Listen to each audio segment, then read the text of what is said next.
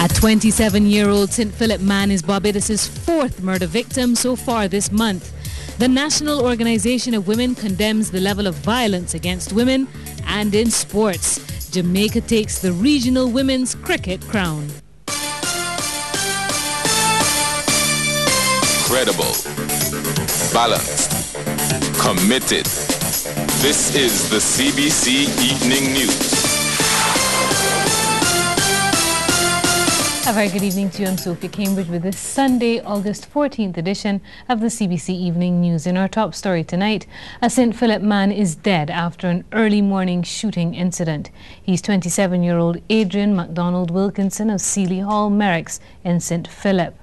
Mr. Wilkinson, an employee of Mullins Bar, St. Peter, was shot just after 3 this morning in the area of Chefette Restaurant's exit to the Speightstown Bypass Road by an unknown assailant. His mother, Linda Wilkinson, said he'd earlier attended a fete at the BTI car park in Speightstown, noting that she had not seen him since last Wednesday when he left her home to go to work. Adrian came home from then.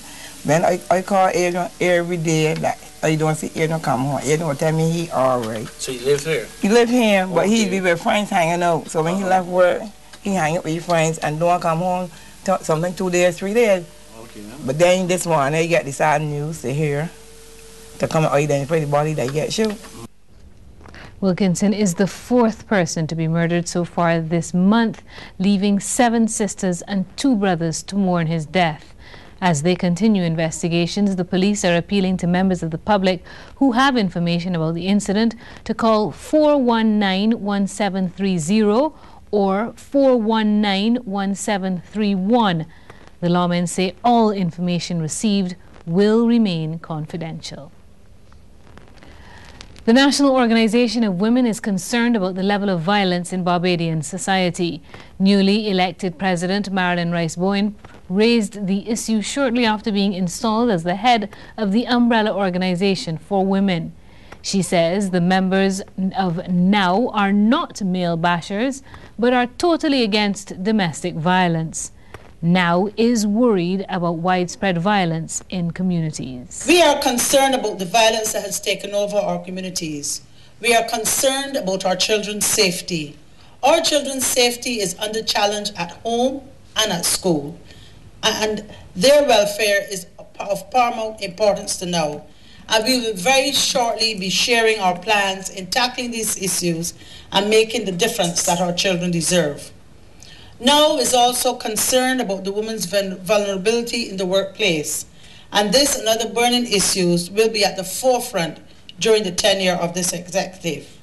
We recognize that laws have been put in place, but without the support mechanisms of resources, strategies and education, we will continue to flounder to make a difference. Ms. Rice-Bowen says the national organization will be trying to get more women to vote in the next general election. She says figures from the last election are encouraging. The actual voters, 149,633, male 67,690, female 81,943. Given the nature of these encouraging figures, NOW's mandate will be to translate those numbers into a collective, impactful voice, airing concerns and making a collective difference. The time is right. The time is now. And with acts of violence sweeping the country at the moment, a local reverend is commending the island's justice system. Reverend Joel Cumberbatch of the White Park Wesleyan Holiness Church says Barbados has an excellent justice system in comparison to others across the region. Reverend Cumberbatch has also commended the police, whom he says put their lives at risk every day for our collective safety. Gone are the days when a policeman can only be patrolling with a baton in his hand. And you know, very often they have to contend with criminals who in many instances have superior weapons. And so we must support the police. My support is for the police. We do understand the dangers in having a police state, and everyone has his or her own right, we understand that, but we cannot afford not to support the police. Reverend Cumberbatch was speaking during the Registration Department's 124th anniversary service this morning. He says more needs to be done to help former prisoners reintegrate into society. According to Reverend Cumberbatch, everyone deserves a second chance. Sometimes we are quick to write off people and condemn people, but God is in the business of saving and restoring and making something out of us when we were nothing. If you believe that, say praise the Lord, somebody. The Urban Development Commission should have a new home on Bridge Street by mid-November. Chairman of the UDC, Michael Yearwood, was speaking at the Abundant Life Assembly, beginning the organization's week of activities. Mr. Yearwood says work is ongoing at the old Trimart building, and he's hoping it will be finished by the November date. He says the UDC's current location on Roebuck Street does not fully suit its operations. Truth be told, for Sunwell, those offices are not necessarily the best, provided the best working environment for our staff and indeed for our clients. In other news, expect the Ministry of Culture to place a heavier emphasis on the heritage aspects of the Cropover Festival come next year. This from Minister of Family, Culture and Youth, Stephen Lashley. Speaking at the Cropover Awards ceremony at the Frank Collymore Hall, he described the 2011 season as one of the most successful ever, adding that it needed to be measured by more than the number of visitors. According to Minister Lashley, one of the highlights was the inclusion of activities marking the listings of Barbados's first World Heritage Site. The response to the heritage events, like the lecture, the tour of the Parliament buildings and of Bridgetown, and the folk heritage concert, were indicative of the fact that the Cropover is definitely more than a carnival. Added to this was the refreshing and dynamic gospel concert, which proved to be a major hit. These events, double with the inclusion once again of Emancipation Day celebrations, show that Cropover is a celebration of which we are as a people. The minister also says 2011 was a better festival because, among other things, festival stakeholders were an integral part of the planning and the decision-making process, and there was clear and accurate communication among the players.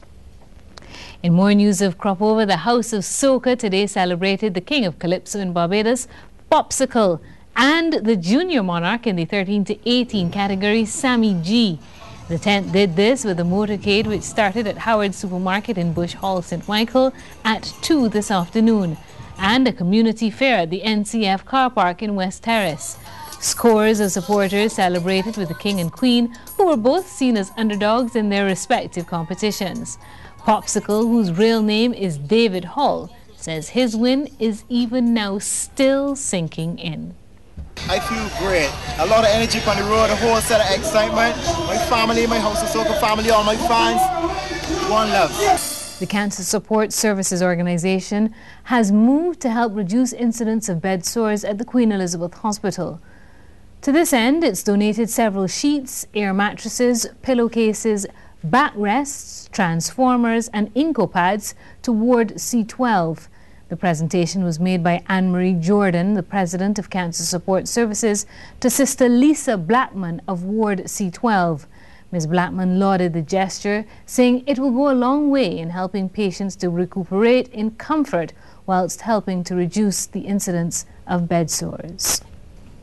Educator Matthew Farley is encouraging young people to play their part in developing Barbados and the region.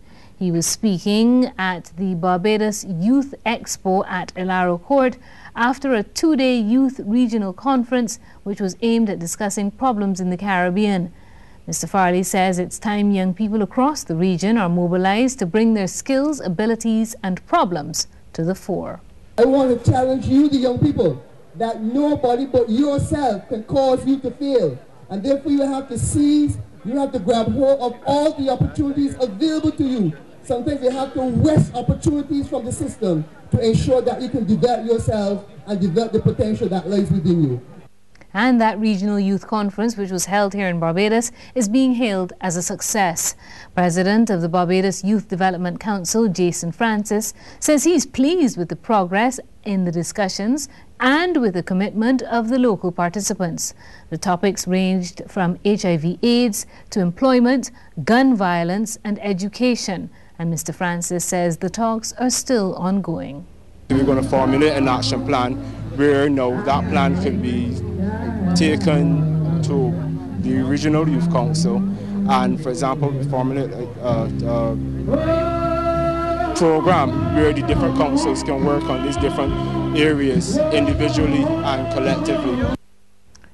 Mr. Francis says he found other Caribbean countries are facing the same challenges as Barbados and they have the same urge to solve them. You have young people who are very passionate about working together to better the society. Some of the other things which came up would have included more or less a commitment from the youth leaders to press on with the regional youth council and the support of entities such as the European Union, USAID, Commonwealth Program, United Nations Program. And when you get those entities on board, when you get those agencies on board, such an entity, I think it spells good for the youth in the Caribbean.